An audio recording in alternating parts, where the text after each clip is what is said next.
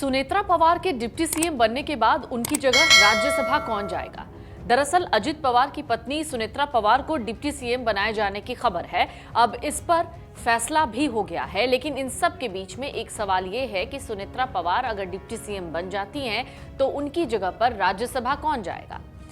सूत्रों की माने तो अजित पवार के बड़े बेटे पार्थ पवार का राज्यसभा जाना तय है। अभी सुनेत्रा पवार राज्यसभा के सांसद हैं, उनकी जगह बेटे पार्थ पवार संसद के उच्च सदन जाएंगे। पार्थ पवार 2019 में मावल लोकसभा चुनाव क्षेत्र से चुनाव लड़े और उन्हें हार का सामना करना पड़ा था। अजित पवार के जाने के बाद बेटे पार्थ पवार और पत्नी सुनेत्रा पवार पार्टी की कमान संभालेंगे।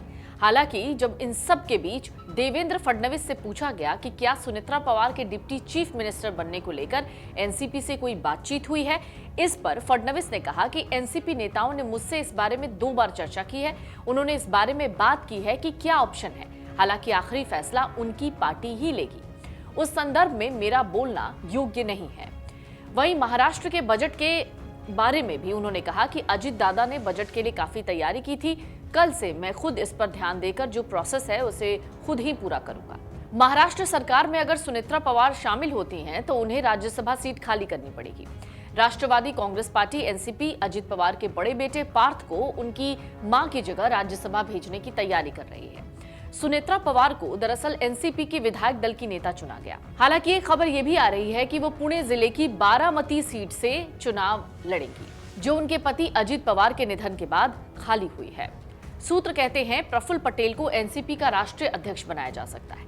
हालांकि एनसीपी के नेताओं का एक बड़ा वर्ग मानता है सुनेत्रा को न केवल उप मुख्यमंत्री बनाना चाहिए बल्कि पार्टी की कमान भी उन्हें ही संभालनी चाहिए। इससे एनसीपी के दोनों गुटों के फिर से एकजुट होने की अटकलें खत्म हो गई हैं। ऐसी संभावना जताई जा रही है कि अजित पवार के निधन के बाद उनके नेतृत्व वाली एनसीपी का शरद पवार गुट वाली एनसीपी में विलय हो सकता है। एनसीपी में फूट 2023 में तब पड़ी थी जब अजित पवार अधिकांश नेताओं के साथ अलग होकर महायुति में शामिल हो गए थे, जिसमें भारतीय जनता पार्टी, बीजेपी और एकनाथ शिंदे के नेतृत्व वाली शिवसेना शामिल है। अजित पवार के निधन के बाद महाराष्ट्र विधानसभा में एनसीपी की सीटें घट गई हैं और 40 रह गई हैं। फिलहाल महाराष्ट्र के सबसे लंबे समय तक उप मुख्यमंत्री रहे अजित पवार महायुति सरकार में वित्त, योजना, उत्पाद शुल्क, खेल और युवा कल्याण, अतिरिक्त प्रभार और अल्पसंख्यक विकास और औकाफ यानी अतिरिक्त प्रभार विभागों का कार्यभार संभाल रहे थे। राजनीतिक गलियारों में चल रही चर्चाएं कहती हैं अजित और सुनेत्रा के बड़े बेटे पार्थ पवार अपनी मां की जगह लेंगे, यानी वो राज्यसभा सीट संभाल सकते हैं। उनका राज्यसभा जाना लगभग तय है। लेकिन पार्थ पवार हैं कौन? पार्थ पवार 2019 में मावल लोकसभा चुनाव क्षेत्र से चुनाव लड़े, मगर उनको हार का सामना करना पड़ा। इसके बाद उन्होंने राजनीति में कोई खास दिलचस्पी नहीं दिखाई, मगर पिता के जाने के बाद अब सुनेत्रा पवार और पार्थ पवार पार्टी की कमान संभालेंगे। पार्थ पवार को इस महत्वपूर्ण पद के लिए मजबूत दावेदार माना जा रहा है। इसके अलावा बारामती लोकसभा सीट पर भी सुनेत्रा पवार उपचुनाव लड़ने की तैयारी में है। अजित पवार के निधन से यह सीट खाली हो गई है और एनसीपी इसे परिवार में ही बनाए रखना चाहती है। पार्थ पवार अजित पवार के बड़े बेटे हैं। वो राजनीति में एक्टिव रहे हैं और लोकसभा चुनाव में महाराष्ट्र के मावल सीट से चुनाव भी लड़े। हाल ही में दरअसल पुणे में सरकारी जमीन के सौदे को लेकर पार्थ पवार का नाम राजनीतिक विवाद में आया था।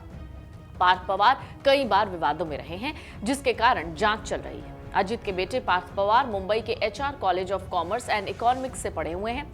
यहां से उन्होंने कॉमर्स की डिग्री हासिल की। बिजनेस की पढ़ाई के लिए वो लंदन गए। वहां से वापस आने के बाद भी उनकी दिलचस्पी राजनीति में बढ़ने लगी। राजनीति के अलावा पार्थ समाज सेवा भी करते हैं। उन्होंने पार्थ पवार फाउंडेशन यानी पीपीएफ की स्थापना की है, जो एक गैर लाभकारी संगठन यानी एनजीओ है। ये महाराष्ट्र और भारत के अलग अलग इलाकों में शिक्षा, स्वास्थ्य और आजीविका यानी लाइवलीहुड के क्षेत्रों में काम करता है। फाउंडेशन का फोकस ग्रामीण विकास और जरूरतमंदों की मदद पर रहता है। पार्थ पवार के कारोबार के बारे में एक विवादित खुलासा हुआ था हाल ही में, जब पता चला कि वो अमेडिया होल्डिंग्स एलएलपी कंपनी से भी जुड़े हैं। इस कंपनी पर भूमि सौदों को लेकर गड़बड़ी करने का आरोप लगा है। मामला यह है कि कंपनी ने पुणे में लगभग 300 करोड़ रुपए में एक जमीन खरीदी, जिसकी असल कीमत कथित तौर पर 1800 करोड़ रुपए थी। आरोप है सौदे को पूरा करने के लिए स्टैंप ड्यूटी भी नहीं चुकाया गया। दावा किया गया इतनी बड़ी जमीन खरीद में नियमों की अनदेखी कर सिर्फ 500 रुपए की स्टैंप ड्यूटी भरी गई। पार्थ पवार का विवादों से पुराना नाता है। पिछले साल पार्थ की एक फोटो बहुत वायरल हुई जिसमें वो एक गैंगस्टर गजानन मारने के साथ दिखाई दिए थे। ये फोटो जब सामने आया तो पार्थ के पिता अजित पवार भी असहज हो गए थे। उन्होंने कहा था ये गलत है, पार्थ को किसी गैंगस्टर से नहीं मिलना चाहिए था। जब एनसीपी का विभाजन नहीं हुआ था तब पार्थ अपने पिता अजित पवार की तरह ही पार्टी के भीतर अलग लाइन लेने के लिए जाने जाते रहे। ये कई मौकों पर साफ साफ दिखा। साल 2020 में तत्कालीन उद्धव ठाकरे सरकार ने सुशांत सिंह राजपूत मामले की जांच सीबीआई से कराए जाने का विरोध किया था, लेकिन जब सुप्रीम कोर्ट ने सीबीआई को जांच सौंपने की अनुमति दी तो पार्थ पवार ने एक ट्वीट किया था जिसमें लिखा था सत्यमेव जयते। तब महाराष्ट्र में गृह मंत्रालय की जिम्मेदारी एनसीपी के पास थी। खुद शरद पवार भी सीबीआई जांच की मांग का विरोध कर रहे थे। उन्होंने पार्थ की सीबीआई जांच की मांग को बचकाना कहा था। इससे पहले कोविड महामारी के दौरान जब अयोध्या में राम मंदिर का शिलान्यास हो रहा था तो शरद पवार ने इस समारोह का विरोध किया था। उन्होंने कहा था इससे देश में महामारी की समस्या का समाधान नहीं होगा। इस दौरान पार्थ एक बार फिर आगे आए थे और राम मंदिर निर्माण की तारीफ की थी। अब इन सब के बीच देखना होगा कि क्या वाकई सुनेत्रा पवार की जगह उनके बेटे पार्थ पवार लेते हैं, यानी पार्थ पवार को राज्यसभा का सांसद बनाया जाता है या नहीं। अगर आप ये वीडियो YouTube पर देख रहे हैं तो हमारे चैनल को सब्सक्राइब कर बेल आइकन दबाएं और Facebook पर देख रहे हैं तो हमारे पेज को लाइक करें।